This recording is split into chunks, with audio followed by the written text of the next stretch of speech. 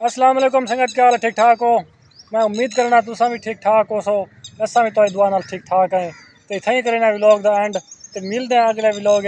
तब तक के लिए बिया सुनाओ ठीक ठाक हो, राजी हो, सब्सक्राइब की खड़वे तो लाइक शेयर भी की खड़वे को असा मैं शायद खेर खूतना वो राजा को टप टूटा से ये देख मेरा बंदा वो आना पे उनका मोबाइल रह गया ही थी। मोबाइल चाहते आना पे असा मैं कि झाट वाली थी कुछ चढ़ा शरार कर गिनू। बाकी सुनाओ ठीक ठाक हो, लव यू, ठीक है। तो मिलते हैं अगले व्लॉग। तब तक के लिए अल्लाह हाफिज़। अस्सलाम वालेकुम संगत, क्या हाल है? ठीक ठाक हो? मैं उम्मीद करना तुसा भी ठीक ठाक हो। सो असा भी तो दुआ नाल ठीक ठाक है। तो इतना ही करना व्लॉग दा एंड तो मिलते हैं अगले व्लॉग।